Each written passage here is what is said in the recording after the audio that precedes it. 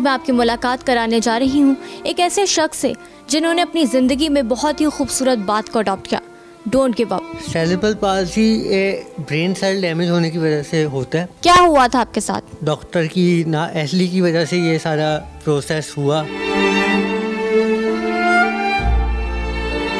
जब ऑपरेट हुआ मेरी मदर की ब्लीडिंग बहुत ज़्यादा स्टार्ट हो गई थी, जिसकी वजह से उन्होंने मेरे ऊपर ध्यान नहीं दिया। मुझे 1 घंटा विदाउट ऑक्सीजन साइड पे रखा था।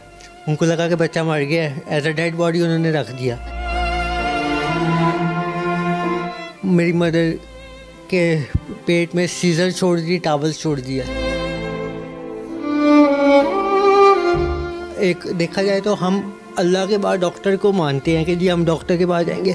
अब डॉक्टर जी यहाँ पे ऐसे हैवान बने हुए हैं तो क्या पैगाम दिया। बड़े ऐसे हॉस्पिटल हैं जहाँ पे डेड बॉडीज़ के ऊपर पैसे कमाए जाते हैं। आई am a graphic and web designer. Obviously आपको पता है कि कुछ ना कुछ तो करना पड़ता है सर्वाइव करने के लिए। मैं किसी नॉर्मल स्कूल में जाता था तो मुझे एडमिशन नहीं दिया जाता था। वो कहते थे ये डिसेबल है, सीपी पेशेंट है। कोई चीज़ इतनी कोई इम्पोर्टेंट नहीं होती जो खोने पे दुख हो। पाकिस्तान में सीपी पेशेंट्स के लिए कुछ हो रहा है? नहीं, हुक्मरान है, उनको इस चीज़ का पता भी नहीं होगा। ये बच्चे बेसिकली चाहते हैं टोटल अटेंशन, कि उनको अटेंशन मिले। यहाँ पे माँ बापों के पास ही टाइम नहीं अटेंशन देने का। Who Osama Kardar is? Describe just in 3 words. Creative, genius, handsome. Handsome, no doubt you are handsome, माशाल्लाह। अस्सलाम वालेकुम नाजरीन, मैं हूँ आपकी मेज़बान सायरा सैयद और आज मैं आपकी मुलाकात कराने जा रही हूँ एक ऐसे शख्स से जिन्होंने अपनी ज़िंदगी में बहुत ही खूबसूरत बात को अडॉप्ट किया। Don't give up. कुछ भी हो जाए हिम्मत नहीं हारनी। इनका नाम है Usama Kardar. So without any further delay let's get back to him. अस्सलाम वालेकुम सर। जी वालेकुम सलाम। बिल्कुल ठीक, आप कैसी हैं? मैं भी बिल्कुल ठीक सर। जैसे अभी हम ऑफ कैमरा बात कर रहे थे सेरेब्रल पाल्सी की, तो मैं चाहती हूँ आप हमारे नाजरीन को बताइए क्या है और इसका एक इंसान पर किस हद तक असर होता है। Cerebral palsy brain cell damage होने की वजह से होता है और ये बाय बर्थ से लेकर 6 साल की उम्र तक हो सकता है। इसकी डिफरेंट कॉजेज़ हैं इसके होने की। ऑक्सीजन ना मिलना, ब्रेन पे किसी एक स्पेसिफिक एरिया पे चोट लगना, उसकी वजह से ये होता है। और ये वो सेल्स को अफेक्ट करता है जो पूरी बॉडी को कंट्रोल करते हैं, जो पूरी बॉडी को मैसेज देते हैं, ये उनको अफेक्ट करता है और उसकी वजह से काफ़ी डिसऑर्डर्स आ जाते हैं बॉडी में।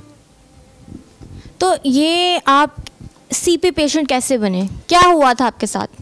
मेरा तो जी बाय बर्थ था। डॉक्टर की नाअहली की वजह से ये सारा प्रोसेस हुआ। जो 9th मंथ में नॉर्मल डिलीवरी थी उसको प्री मेच्योर डिलीवरी करने की कोशिश की गई। 7th मंथ में ऑपरेट किया गया क्योंकि एक प्राइवेट हॉस्पिटल था। उस हॉस्पिटल में जो डॉक्टर्स थे, इवन जो हार्ट स्पेशलिस्ट जो हॉस्पिटल के ऑनर थे, उनकी डिग्री जाली थी। तो इसको एक पैसे का ज़रिया बनाने के लिए वो किया गया, जो प्री मेच्योर डिलीवरी हुई उस वजह से ये इशू हुआ। और इसमें ये था कि 7 मंथ में जब ऑपरेट किया उनसे हैंडल नहीं हुआ। जब ऑपरेट हुआ मेरी मदर की ब्लीडिंग बहुत ज़्यादा स्टार्ट हो गई थी, जिसकी वजह से उन्होंने मेरे ऊपर ध्यान नहीं दिया। मुझे 1 घंटा विदाउट ऑक्सीजन साइड पे रखा था। उनको लगा कि बच्चा मर गया है, एज अ डेड बॉडी उन्होंने रख दिया। आफ्टर 1 आवर जब मैंने वॉमिट की तब उनको पता लगा कि बच्चा ज़िंदा है। अब वो उधर ना कोई नर्स भी थी, ना कोई फैसिलिटी थी। एक प्राइवेट हॉस्पिटल, बहुत बड़ा लाहौर का प्राइवेट हॉस्पिटल था वो, लेकिन वहाँ पे कुछ नहीं। फिर मुझे उस हॉस्पिटल से उमर हॉस्पिटल शिफ्ट किया गया। बट वो यही था कि जब मेरी मदर का ऑपरेट हुआ है तो वो यही था कि कोई नहीं बचेगा, जितनी ब्लीडिंग हो गई थी। जो मैंने स्टोरी सुनी है उसमें यही था कि ऑपरेशन थिएटर में से ऐसे ब्लड बाहर आ रहा था जैसे कोई वो हो कुर्बानी खाना हो, कि वहाँ पे बकरे ज़िबा किए हुए हैं तो खून ही खून है। उसके बाद जब ऑपरेट हो गया, सब कुछ हो गया, उन्होंने मेरी मदर के पेट में सीजर छोड़ दी, टावल्स छोड़ दिया। तो जिस वजह से उनकी तबीयत बहुत ख़राब रहने लगी, टेम्परेचर ही नहीं उतरता था। तो 1-2 महीने मैं उनसे वो मीन्स कि मैं डॉक्टर ने भी मुझे फीड करने से मना कर दिया, क्योंकि आपको पता है टावर्स अंदर रह जाएँ तो वो एक कैंसर बन जाता है, तो उस वजह से काफ़ी इश्यूज़ हुआ है। तो ये गुलबर्ग हॉस्पिटल था जिसमें ये इशू हुआ था। फिर उसको रिसर्च किया गया, डॉक्टर की जाली डिग्री थी जिन्होंने ऑपरेट किया, उनके खिलाफ कार्रवाई हुई, उनको सस्पेंड कर दिया गया, हॉस्पिटल बंद हो गया। अच्छा, आप जैसे बता रहे हैं लाहौर का सबसे बड़ा प्राइवेट हॉस्पिटल, उधर डॉक्टर्स की नेग्लिजेंस की वजह से कि उन्होंने आपको 1 घंटा अपने आप में समझ लिया कि आप डेड हैं, तो उनको बाद में सस्पेंड भी कर दिया गया। इससे क्या मतलब फ़र्क कोई पड़ा? सस्पेंड कर दिया गया। उसके बाद वो डॉक्टर साहब और जो ऑनर थे हॉस्पिटल के, वो आए मेरे फादर के पास, जी आप ये पैसे ले लें और ये कर लें, अब यहाँ पे ज़िंदगियाँ ख़रीदी जाती हैं। खैर मेरे फादर इन्वेस्टिगेटिव ऑफिसर थे डॉन न्यूज़ में, तो वो बहुत बड़ी एक न्यूज़ बन गई उस दौर में, तो बड़ी चीज़ें हुई, हॉस्पिटल सील हुआ, वो सस्पेंड हुई, डॉक्टर बाहर भाग गया। तो बस यही है। आजकल मैं उन डॉक्टर साहिबा को देखा, मैंने थोड़ा अर्सा पहले ही वो फैसल हॉस्पिटल जो प्राइवेट है वहाँ पे पाई जा रही हैं आजकल। तो उन्हें आपने देखा, इतने टाइम बाद आप उनको मतलब देखा ऐसे, तो आप उनको अब क्या पैगाम कोई देना चाहते हैं? देखें जी, आप अपने बच्चों को भी हराम खिला रहे हैं, कोई दूसरों की ज़िंदगी को एक रिस्क में डाल के कितनी देर खा लेंगे। एक ज़िंदगियों को ख़रीद रहे हैं, बेच रहे हैं, मुझे नहीं समझ आती ये। एक देखा जाए तो हम अल्लाह के बाद डॉक्टर को मानते हैं कि जी हम डॉक्टर के पास जाएंगे, अब डॉक्टर जी यहाँ पे ऐसे हैवान बने हुए हैं, तो क्या पैगाम दिया जाए? यही कहेंगे कि भाई सुधर जाओ, आखिरत अपनी भूल गए हो। मतलब इस कदर लापरवाही ना बरते कि आपकी वजह से दूसरों की ज़िंदगियाँ असरअंदाज हों। अच्छा समय मुझे बताइएगा, आप बेसिकली करते क्या हैं? What's your qualification? I am a graphic and web designer. Basically qualification का इशू ये था कि आपको पता है इस जो हैंडीकैप्स होते हैं या डिसेबल्स होते हैं हमारे माशरे में, उनके लिए कोई प्रॉपर फैसिलिटीज़ नहीं है। ठीक है, मैंने मैट्रिक नर्सरी से लेके मैंने मैट्रिक तक 9 तक डिविजनल पब्लिक स्कूल में अपनी एजुकेशन की, वो भी इंटरव्यू बेस पे मुझे हो गया, वो भी आपको स्टोरी आगे बताऊंगा मैं क्या हुआ। लेकिन 9th में जब आया है तो बोर्ड के पेपर देने थे, तो मुझे राइटर की ज़रूरत थी। अगेन फिर मैं किसी उसको टारगेट नहीं कर रहा, लेकिन अगेन डॉक्टर्स का एक आया कि उन दिनों में यंग डॉक्टर्स की बहुत स्ट्राइक्स होती थी, 2011-12 की बात करूँ मैं। तो मुझे राइटर अप्लाई करने के लिए सर्विसेज हॉस्पिटल से फ़ाइल बनवानी थी, जहाँ पे उनका मेडिकल बोर्ड बैठता है पंजाब बोर्ड का। बट अगेन वही मसला कि पेपर से पहले स्ट्राइक थी और मेरी फ़ाइल नहीं बन सकी बोर्ड की, जिसकी वजह से मेरे बोर्ड के पेपर मिस हो गए। तो फिर मैं बोर्ड के पेपर नहीं दिया और फिर मैं कंप्यूटर फील्ड में आ गया। ये इशू आया था। अच्छा, आपकी लाइफ में आपने रियलाइज़ नहीं किया डॉक्टर्स ही मसला बने हुए? यहाँ पे ना बहुत लोग मसला बने हैं, डॉक्टर्स तो हैं ही हैं। यहाँ पे ना बात पता है क्या है, लोग इधर सब चीज़ चलती है सिफारिश से, पैसे से। यहाँ पे कोई किसी का नहीं है। बड़े ऐसे हॉस्पिटल हैं जहाँ पे डेड बॉडीज़ के ऊपर पैसे कमाए जाते हैं। मैंने बहुत स्टोरीज़ ऐसी की हैं, मुझे पता है कि कौन सा हॉस्पिटल क्या कर रहा है। ये आ रहे हैं, मेरी लाइफ में डॉक्टर्स का बहुत अहम रोल है और मुझे बहुत अच्छे डॉक्टर्स भी मिले हैं। मेरे जो चाइल्ड स्पेशलिस्ट मेरे अभी तक मैं उनके साथ कंसल्ट करता हूँ, डॉक्टर नईम ज़फ़र हैं, डॉक्टर शफीक अहमद हैं। ये 2 डॉक्टर्स हैं जो मुझे ट्रीट करते हैं और बड़े अच्छे डॉक्टर्स हैं। अच्छा उसामा, जब आप सुबह उठते हैं और आप अपने दिन के जो प्लानिंग है उस पर फोकस करते हैं, तो उन सबको सर अंजाम देने के लिए आप कैसे ख़ुद को मोटिवेट करते हैं कि आज के मेरे ये काम है? मोटिवेशन मुझे शुरू से मेरे फादर ने कहा था कि भाई जो करना है ना पूरी फोकस होकर करना है, किसी चीज़ से नहीं डरना, कौन क्या कह रहा है कौन क्या कह रहा है नहीं सुनना। वो मुझे उस पर फ़र्क नहीं पड़ता, मैंने जो करना है मेरी अपनी मर्ज़ी है। मैंने शॉर्ट फिल्म बनानी है, इंटरव्यूज़ करने हैं, प्रोडक्शन हाउस है मेरा, मैं डिजिटल मार्केटिंग कर रहा हूँ। वो पूरा एक प्लान बना होता है कि आज ये करना है ये करना है ये करना है। बड़ी चीज़ें मिस भी हो जाती हैं मेरे लेट उठने की वजह से, लेकिन हो जाता है। मैं फोकस इसलिए भी हूँ कि मुझे पता है कि अब आप ऑब्वियसली आपको पता है कि कुछ ना कुछ तो करना पड़ता है सर्वाइव करने के लिए। तो वो मेरा एक एम है कि भाई एक प्रॉपर प्रोडक्शन हाउस, और वो मेरा शौक़ है शुरू से मीडिया रिलेटेड। और जब आप अपनी मर्ज़ी की फील्ड में जाए ना, तो फिर खुद ही वो आपका जज्बा या इंटरेस्ट और डेवलप हो जाता है काम। अगर आप किसी और फील्ड में ज़बरदस्ती चले जाएँ, फिर जो मर्ज़ी कर लो, जितना मर्ज़ी, वो नहीं होता, क्योंकि आपकी खुद के दिल की चाहत ही नहीं होती, तो फिर वो काम हो ही नहीं सकता। लेकिन जिसमें आप लोग खुद चाहे शौक़ से करें, तो आप उसके लिए बहुत ज़्यादा पैशनेट भी होते हो और आप भरपूर तरीके से उसे कर भी पाते हो।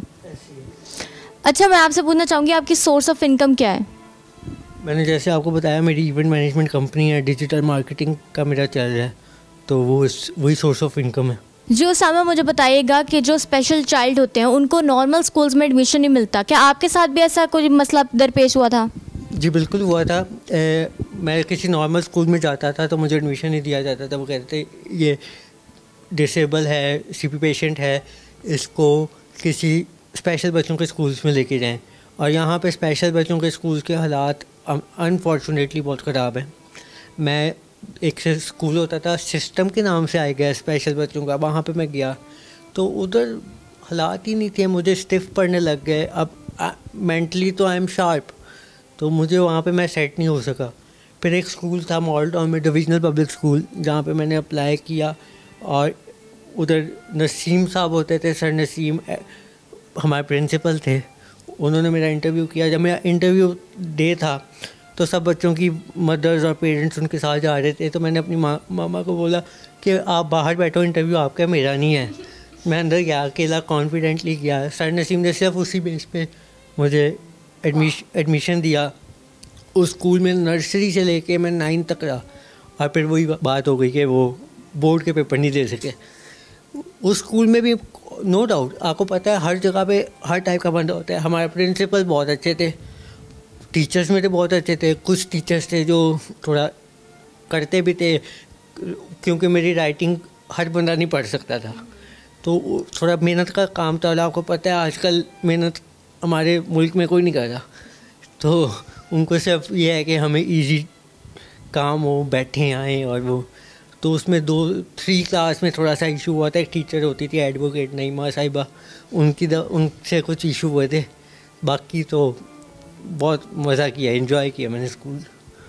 माशाल्लाह, मैं तो सुनकर हैरान हूँ, आपकी मेमोरी कितनी स्ट्रॉन्ग है माशाल्लाह, कि आपको आपकी 3rd क्लास में जो टीचर थी, एडवोकेट थी, मिस नसीमा साहिबा, वो तक भी याद है। मेरी मेमोरी बहुत शार्प है, मुझे अपना फर्स्ट डे भी याद है। ये शुक्र है, ये चीज़ें मुझे याद रहती हैं। मेमोरी बहुत अच्छी है मेरी। अच्छा सामा, मुझे बताइए, अभी तक आपने ज़िंदगी में क्या खोया और क्या पाया?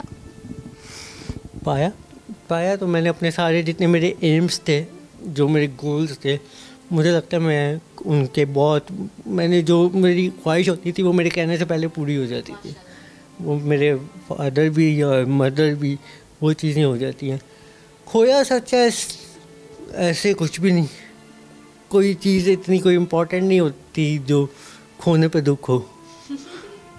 यहाँ पे सीन ये है कि अगर आपके कोई दोस्त भी हैं, अब बात वही है, आपको भी पता है इस चीज़ का, पहले वो लोग मुँह ना लगाएं, जब आप थोड़े फेमस हो जाएं तो वो सारे रिश्तेदार बन जाते हैं, तो वो चीज़ें चलती रहती हैं। वो फिर आपकी पुप्पी भी आपको याद आपकी पुप्पी को भी आप याद आ जाते हैं, आपके मामे को भी आ जाती है। अच्छा सामा, मुझे बताइएगा, पाकिस्तान में सीपी पेशेंट्स के लिए कुछ हो रहा है?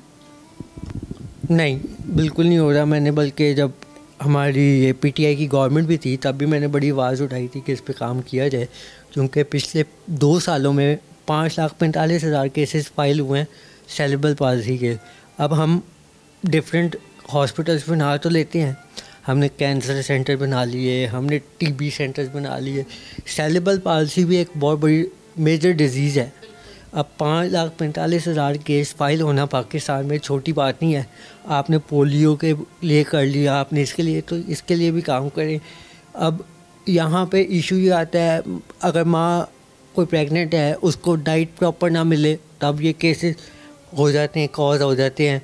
और जैसे मैंने आपको बताया, ऑक्सीजन की वजह से और चोट लगने की वजह से, तो इसके ऊपर बड़ी रिसर्च है। और आई गेस हमारे जो आजकल पाकिस्तान के हुक्मरान हैं, उनको इस चीज़ का पता भी नहीं होगा।